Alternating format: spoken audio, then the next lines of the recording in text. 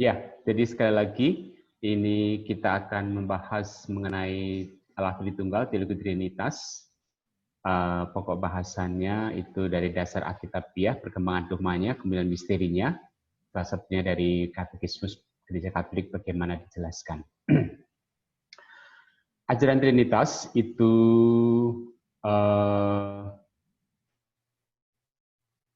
merupakan inti dari iman Kristiani kita. Ada orang yang berkata bahwa kita hanya diselamatkan dengan percaya kepada Yesus, bukan pada dogma buatan manusia yaitu Trinitas. Ya, oke. Memang benar bahwa kita diselamatkan berkat iman kita akan Yesus, tetapi itu barulah separuh dari kebenaran. Karena Yesus Kristus adalah Allah Putra yang menjadi manusia.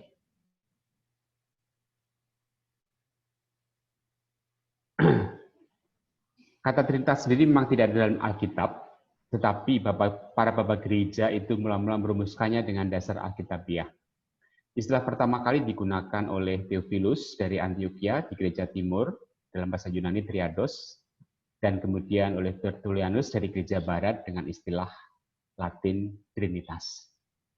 Hal ini dilakukan dalam usaha untuk menjelaskan tentang fakta yang terdapat dalam Alkitab mengenai Allah yang esa yang disebut Bapa, yang memiliki sabda yang disebut anak atau putra, dan juga roh yang disebut Roh Kudus yang bersifat kekal. Dan juga untuk menerangkan hubungan antara sabda Allah dengan roh Allah itu dengan Allah yang esa itu sendiri. Titik pangkal rujukan tentang Allah Tritunggal adalah iman yang diakui waktu orang dibaptis, yaitu demi nama Bapa dan Putra dan Roh Kudus. Pengakuan iman kita, syahadat, juga dengan rumusan pembaptisan trinitaris merupakan rangkuman dari seluruh iman Kristiani. Ya, aku percaya akan Allah Bapa, nanti Allah Putra, aku percaya akan Roh Kudus. Ya. Dan Ekaristi juga selalu diawali dengan salam. Semoga rahmat Tuhan kita Yesus Kristus, cinta kasih Allah, dan persekutuan Roh Kudus besertamu. Nah, oke. Jadi selalu ya Allah Tritunggal Trinitas itu ada di dalam liturgi, di dalam doa-doa kita, dan juga merupakan iman kita. Maka juga memang diperlukan waktu yang lama sampai abad yang keempat untuk bisa mendapatkan rumusan Trinitas di dalam teologi sistematik ataupun teologi dogmatik. Nah, dasar Alkitabiahnya itu adalah iman gereja purba abad yang pertama sampai abad awal yang kedua.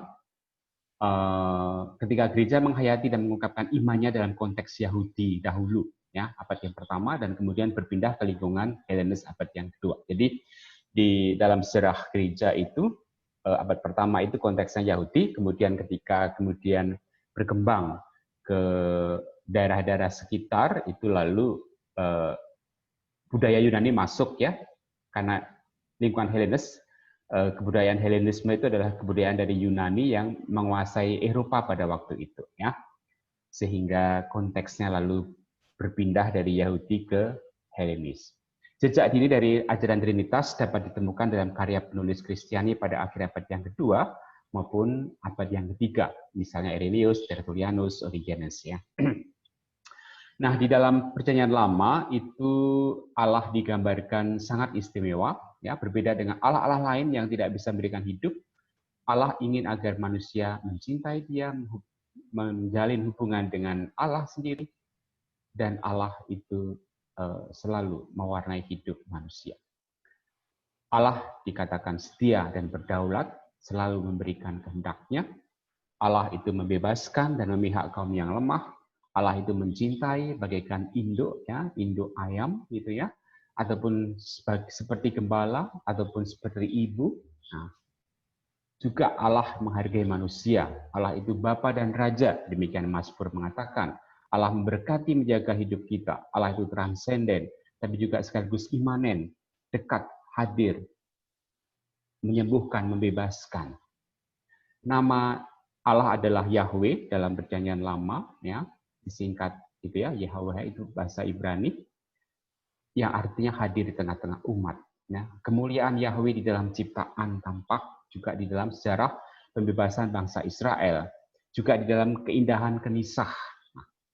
malaikat Yahweh sebagai cara Allah untuk menyatakan diri, sebagai utusan surgawi, hikmat Yahweh yang menciptakan segala sesuatu, sabda Yahweh yang menunjuk jalan dan menyembuhkan, roh Yahweh. Jadi istilah-istilah itu sudah ada dalam Perjanjian Lama, ya.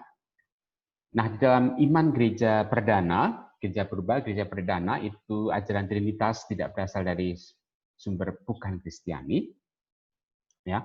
Namun dalam mengembangkannya, gereja mempergunakan pola pemikiran tertentu yang telah disediakan dalam lingkungan filosofis dan religius, supaya dengan bantuan konsep pinjaman itu, istilah-istilah filosofis itu, gereja dapat berikan ekspresi, ungkapan intelektual yang lebih jelas atas iman akan Allah Tritunggal itu. Nah, abad yang pertama, paham Allah dalam Perjanjian Baru itu tampak demikian, ya.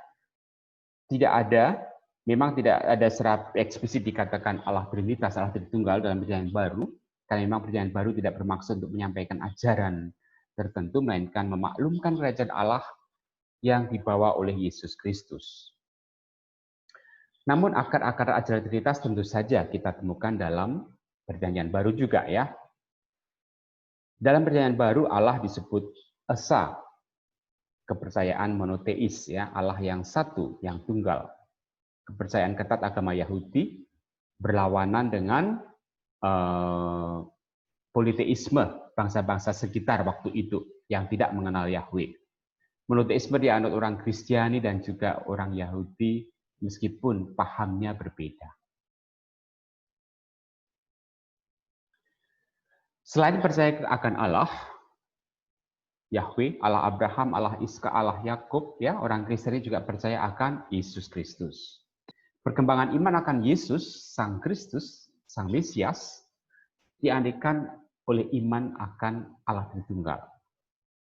Berkat terjadinya peristiwa Yesus dalam sejarah umat manusia, kita diperkenalkan dengan misteri Trinitas. Jadi Yesus sendiri yang memperkenalkan kepada kita, yang dibalik itu lalu kita bisa memahami bahwa Allah itu memang bersifat Tritunggal.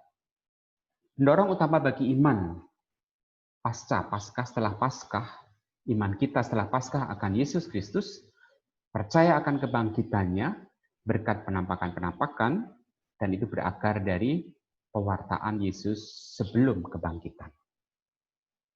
Hanya dalam rangka iman akan Allah, Sang Bapa, maka iman akan Yesus memperoleh bobot di sini. Yesus yang bangkit dikenal sebagai anak Allah. Yahweh, Allah para leluhur, sejak sekarang disebut Bapa Tuhan kita Yesus Kristus. Kristus yang dibangkitkan oleh Allah Bapa diyakini sebagai juru selamat yang bersatu tidak terpisahkan dengan Allah Bapa, dan dengan demikian cara itu menjadi gambar Allah. Jadi Kristus merupakan gambar Allah sendiri. Dan diri Yesus, Logos, Ilahi, Sang Sabda, juga Allah Putra, yang sejak semula bersama dengan Allah telah menjadi manusia. Ya. Maka Yesus itu mempunyai eksistensinya itu sebelum lahir di dunia. Disebut pra-eksistensi, pra-ada, sudah ada sebelum lahir di dunia ini.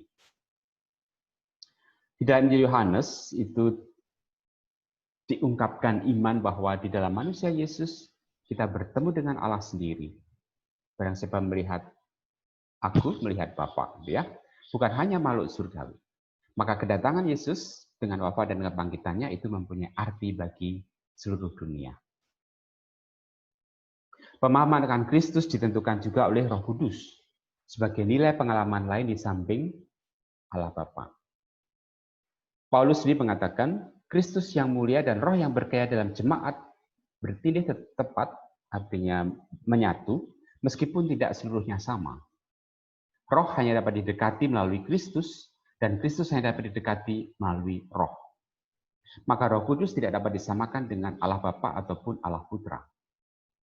Roh Kudus adalah kehadiran Allah di dalam manusia dan gereja untuk meneruskan karya penebusan Kristus. Roh Kudus diutus Kristus sebagai penolong, penghibur yang lain yang dijanjikan Kristus. Orang dalam kuasa dosa dan maut dimerdekakan, dibebaskan oleh roh yang memberi hidup. Dan umat dipersatukan dalam pengakuan akan ketuhanan Yesus dan juga di dalam doa. Pengakuan akan Kristus yang sedang berkembang dalam gereja perdana diendapkan di dalam pemahaman akan penebusan dan pembaptisan. Eksistensi baru orang yang dibaptis ditentukan oleh Kristus dan juga oleh Roh Kudus. Bapa juga terlibat di dalam proses pemulihan sebagai inisiator asal mula karya keselamatan itu sendiri. Paulus selalu memberi ucapan berkat salam trinitaris. Ya. Di dalam surat kepada umat di Efesus dikatakan kita percayakan satu Allah, bukan tiga. Dan di Matius bab 28 ada perintah Yesus untuk membaptis. Bukan dimaksudkan tiga nama tetapi satu nama. Ya. Dalam bahasa Yunani-nya itu dengan bentuk tunggal onoma. Ya. Baptislah mereka dalam nama Bapa dan Putra dan Roh Kudus. Ya. Nah, nama onoma itu digunakan istilah onoma ya, yang satu. Pengakuan Allah yang satu membuat Paulus juga mengakui Tuhan yang satu dan juga Roh yang satu. Nah, benih ataupun akar ajaran Trinitas, Allah itu esa, umat gereja yang perdana tidak percaya akan dua atau tiga Allah, Allah yang satu saja. Allah yang esa itulah telah mewahyukan diri dengan cara triganda, dengan tiga cara yaitu sebagai Allah Bapa, Allah Putra, dan Allah Roh Kudus. Allah Bapa dan Allah Putra tidak dapat disamakan satu sama lain. Sehingga perbedaan antara Allah Bapa dan Putra menjadi hilang tidak, tetapi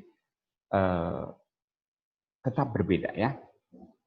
Tidak bisa seakan-akan Allah Putra itu hanya sekedar topeng yang di belakang Allah Bapa yang bersembunyi, tidak ya. Tapi keduanya betul-betul berbeda, tetapi satu. Satu Allah. Bagaimana pemahaman itu dirumuskan dalam konsep, dalam teologi? Dibutuhkan beratus-ratus tahun untuk sampai pada rumusan yang cocok. Nah, maka dari saya katakan, baru pada abad keempat itu muncul rumusan tentang Trinitas. Nah, sekarang kita lihat sejenak bagaimana perkembangan dogma itu. Perkembangan dogma, ya, jadi para apologet, para pembela iman pada abad yang kedua dan abad ketiga itu berusaha untuk menunjukkan kepada orang-orang Yunani yang terpelajar bahwa Allah yang mereka imani dan mereka wartakan adalah Allah yang dicari dan dirindukan oleh filsafat Yunani, oleh orang-orang Yunani.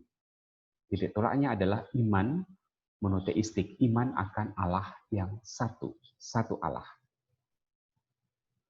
Nah, pada waktu itu juga muncul ajaran-ajaran sesat, yang misalnya monarkianisme dinamis.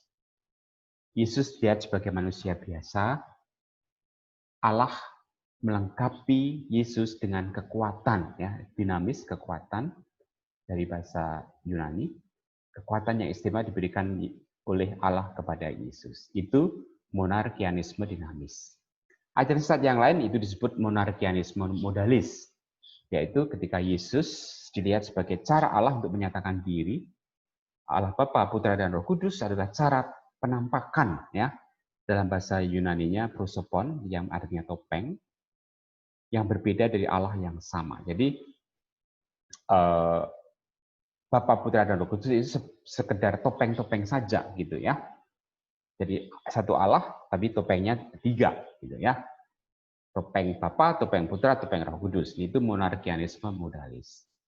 Juga muncul ajaran sesat yang lain, yaitu Arianisme, yang mengatakan bahwa Logos, Sang Sabda, itu berada pada Allah, ada pada Allah, ya, mempunyai sifat Allah, tetapi tidak abadi, tidak kekal sifatnya. Artinya apa? Diciptakan, ya, dari ketiadaan. Ciptaan yang pertama, jadi Yesus, Sang Putra, Sang Logos, Sang Firman merupakan ciptaan Allah yang pertama dan yang paling utama. Logos, Sang Sabda lalu menjadi manusia, menggantikan jiwa manusia Yesus. Nah, selama hidupnya, lalu Yesus menyempurnakan diri hingga pada akhirnya juga Yesus bisa dinamakan, disebut sebagai Allah. Ini inti dari aliran sesat Arianisme. Nah, karena ada aliran sesat, kemudian muncul konsili-konsili untuk menanggapi, mendiskusikan secara teologis apa sebetulnya atau siapa, bagaimana dipahami Allah Tritunggal itu, ya.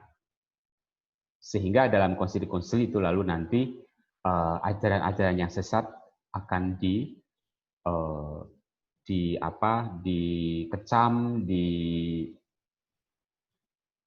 condemn, ya, apa itu, ya pokoknya dikatakan sesat begitu, ya. Nah, untuk melawan Arianisme tadi yang didirikan oleh Arius, itu diadakan konsili di Nikea atau Nisea, ya, tahun 325. Nah, di sini dikatakan di dalam konsili, Yesus adalah Putra Allah yang tunggal, lahir dari Bapa sebelum segala abad. Sebelum segala abad itu artinya ya kekal gitu, ya. Yesus adalah Allah dari Allah, terang dari terang, Allah benar dari Allah benar, dilahirkan bukan dijadikan, sehakikat dengan Bapa. Nah, rumusan ini kan akan kita temukan dalam syahadat yang panjang, ya. Nah, dalam bahasa Inggris itu biasanya selalu mengucapkan, mendaraskan syahadat yang panjang, ya. Kalau dalam bahasa Indonesia kita pakai yang syahadat yang singkat. Nah, dalam syahadat yang panjang kan dikatakan demikian, ya. Yesus Putra Allah Tunggal, lahir dari Bapa, sebelum segala abad, Allah dari Allah, terang dari terang, Allah benar dari Allah benar, dilahirkan bukan dijadikan, sehakikat dari Bapa. Nah, ini rumusan ini itu mau menggambarkan bahwa Yesus Allah Putra dengan Allah Bapa itu ya sama, mempunyai hakikat yang sama dengan Allah Bapa, ya. Jadi kealahan Yesus itu tidak lebih kecil tapi sama dengan kealahan Bapa, ya, sehakikat. Maka dikatakan sehakikat, ya. Allah dari Allah, terang dari terang, ya. Jadi ya sama Allahnya, satu Allah gitu, ya. Nah, dalam perkembangan berikutnya muncul konsili di Konstantinopel yang pertama tahun 381. Nah, di situ perkembangannya adalah diakui bahwa Roh Kudus pun itu juga Allah yang sama, ya, mengakui keilahian Roh Kudus untuk melawan pneumatokoi, aliran sesat yang menyangkal keilahian Roh Kudus. Dikatakan dalam Konstantinopel, Roh Kudus adalah Tuhan yang menghidupkan, berasal dari Bapa, yang serta Bapa dan Putra disembah dan dimuliakan, bersabda melalui perantara para nabi. Nah, istilah yang serta Bapa dan Putra disembah dan dimuliakan itu untuk menggambarkan bahwa Roh Kudus juga Allah, ya. Kalau bukan Allah tidak disembah, tidak dimuliakan. Karena Roh Kudus juga Allah, maka bersama dengan Bapa dan Putra sama-sama disembah dan dimuliakan. Lalu Konsili Efesus tahun 431 itu merumuskan bahwa Maria, Bunda Maria adalah Theotokos, bukan sekedar Kristotokos. Artinya Bunda Maria adalah Bunda Allah, ya, bukan sekedar Bunda Kristus. Nah, ini juga latar belakangnya tentu mengapa bisa disebut Bunda Allah, karena Bunda Maria adalah bundanya Yesus dan Yesus adalah Allah, maka Maria pun bisa disebut sebagai Bunda Allah. Lalu di Konsili Kalsedon itu dikatakan bahwa rumusan singkat Yesus sungguh Allah, sungguh manusia. Berikutnya dalam konsili di Konstantinopel yang kedua tahun 553 dikatakan bahwa Allah itu adalah satu kodrat, tiga pribadi. Jadi satu Allah, tiga pribadi, Allah Bapa, Allah Putra, Allah Roh Kudus. Dan dalam konsili Konstantinopel yang ketiga itu dirumuskan Yesus itu mempunyai dua kodrat dan satu pribadi. Satu pribadi saja yaitu Yesus, Allah Putra, tetapi kodratnya dua, yaitu kodrat sebagai Allah dan sebagai manusia. Nah, dalam Sinode di Toledo, kemudian dalam rumusan aku percaya syahadat yang panjang itu kemudian ditambahkan istilah filioque dan putra. Roh Kudus berasal dari Bapa dan Putra. Ya. Nah, rumusan yang ini itu kalau gereja Timur, gereja Ortodoks itu mereka masih mempertahankan rumusan tanpa tambahan dan putra ini. Jadi mereka hanya mengatakan Roh Kudus itu berasal dari Bapa.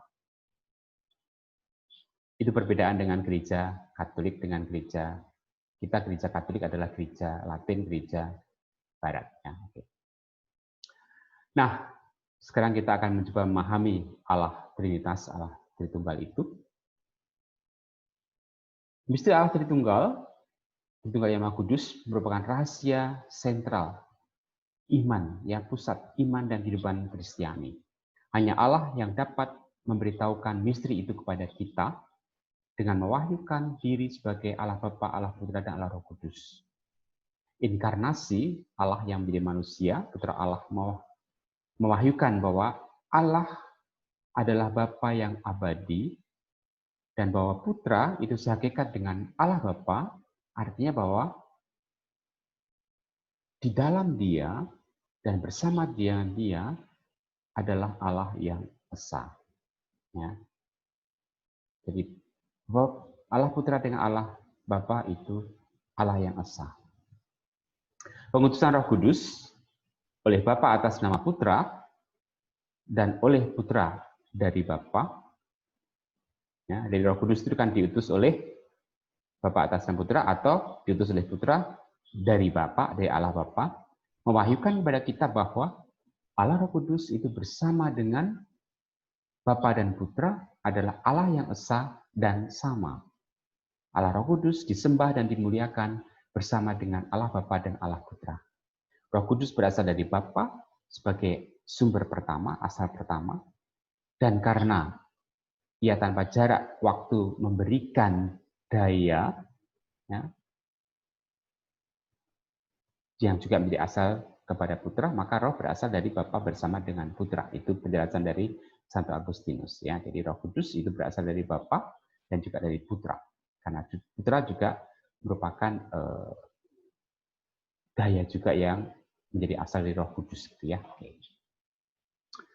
Oleh rahmat pembaptisan atas nama Bapa dan Putra dan Roh Kudus, kita dipanggil untuk mengambil bagian dalam kehidupan Allah Tritunggal yang Maha Kudus.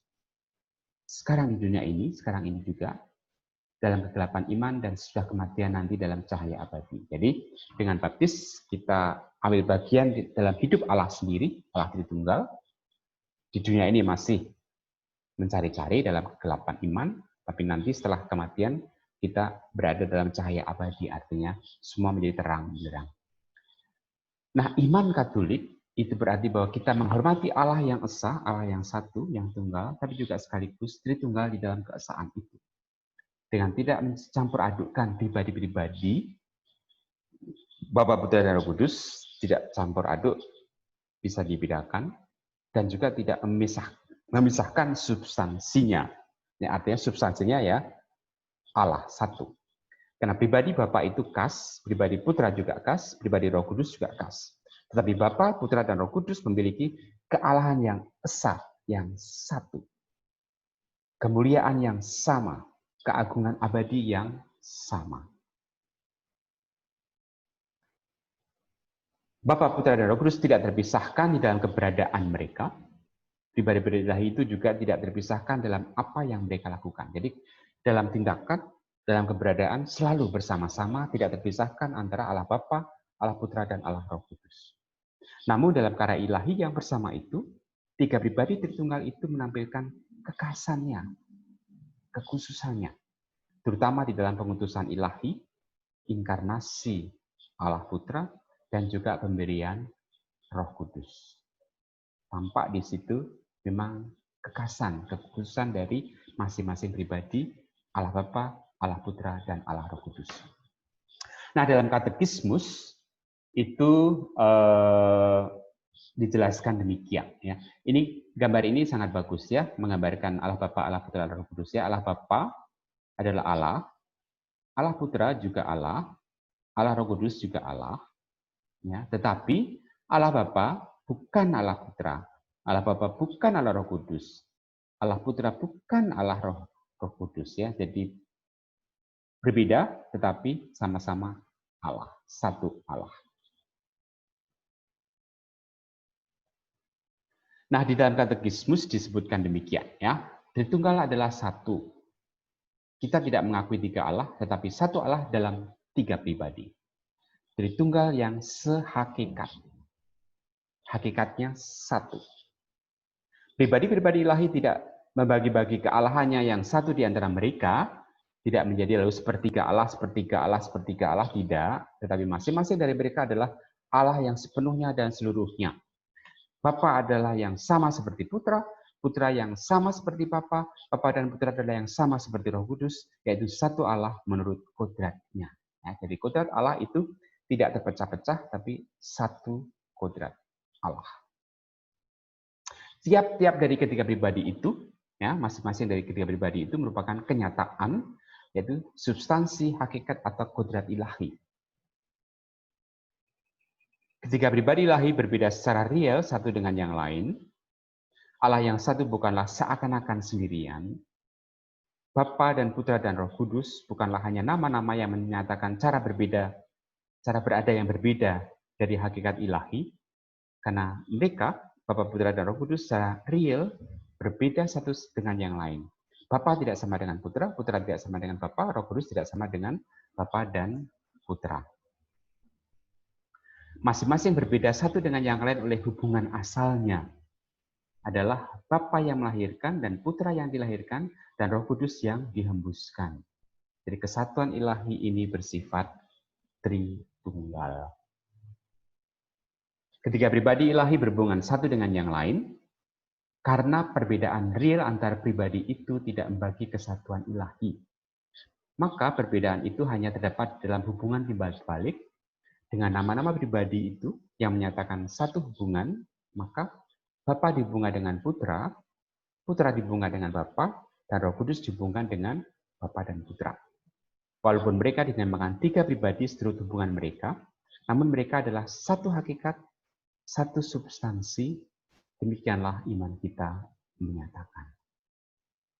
Di dalam ketiga pribadi, segala-galanya satu, sejauh tidak ada perlawanan seturut hubungan itu. Karena kesatuan ini, maka Bapa seluruhnya, Allah Bapa seluruhnya adalah ada di dalam Putra, dan seluruhnya juga ada di dalam Roh Kudus. Begitu pula Allah Putra seluruhnya ada dalam Bapa, dan seluruhnya ada dalam Roh Kudus. Dan Roh Kudus seluruhnya ada di dalam Bapa, dan seluruhnya ada di dalam Putra. Di dalam mereka, tiga pribadi, segala-galanya satu, sejauh tidak ada perlawanan seturut hubungan. Karena kesatuan ini, maka Bapa seluruhnya ada dalam Putra, seluruhnya ada dalam Roh Kudus. Putra begitu pula dalam Bapa, dalam Roh Kudus, dan Roh Kudus dalam Bapa dan di dalam Putra. Santo Gregorius dari Nazianze, ya, dinamakan juga Sang Teolog, itu menyampaikan rumusan berikut tentang iman Tritunggal kepada para katekumen Konstantinopel. Peliharalah terutama warisan yang baik ini. Untuknya aku hidup dan berjuang, dengannya aku mau mati, dan yang menyanggupkan aku memikul segala kemalangan dan menolak segala hiburan. Ialah pengakuan iman akan Bapa dan Putra dan Roh Kudus. Aku mempercayakannya hari ini kepada kalian. Dalam pengakuan itu, aku akan mencelupkan kamu pada saat ini dalam air dan mengangkat kembali dari dalamnya. Aku memberikan pengakuan itu kepada kalian sebagai pendamping dan pengawal seluruh kehidupan kalian. Aku memberikan kepada kalian kealahan dan kekuasaan yang satu, yang sebagai satu berada dalam ketiga dan mencakup ketiga itu atas cara yang berbeda-beda. Satu kealahan tidak tanpa ketidaksamaan menurut substansi atau hakikat, tanpa derajat lebih tinggi yang meninggikan atau derajat lebih rendah yang merendahkan. Itulah kesamaan hakikat yang tidak terbatas dari ketiga yang tidak terbatas. Allah seluruhnya, tiap-tiapnya dilihat dalam diri sendiri, Allah sebagai yang tiga dilihat bersama-sama. Baru saja aku mulai memikirkan kesatuan, muncullah sudah Tritunggal di dalam kemegahannya. Baru saja aku mulai memikirkan Tritunggal, langsung saya disilaukan oleh kesatuan. Nah, pokok-pokok ajarannya, Allah sebagai Bapa yang memelihara, yang memberikan kasih, seorang Bapa yang sejati, yang sangat mesra, begitu penyayang dan sangat disiplin. Bapa surgawi tidak pernah sama dengan para ayah di dunia kita ini, ya. Dalam hal kasih dan karakter, Allah sebagai Bapa surgawi merupakan Bapa yang sempurna. Sedangkan Allah Putra itu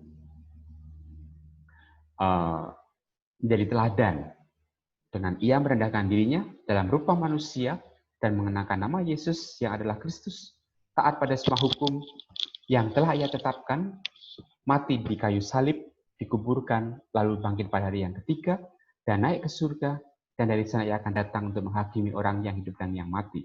Ia adalah teladan iman sejati dan sumber kehidupan bagi orang Kristiani.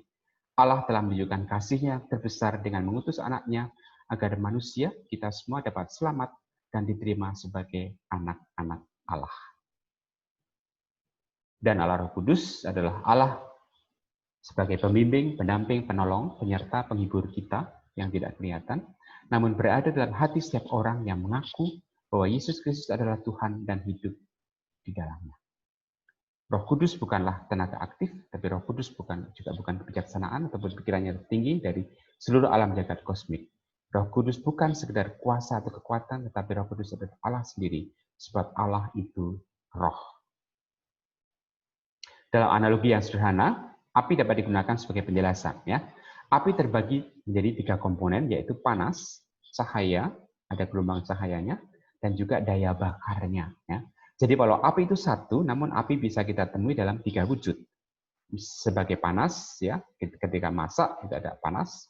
Sebagai cahaya, ketika lampu mati lalu kita menyalakan lilin, ya.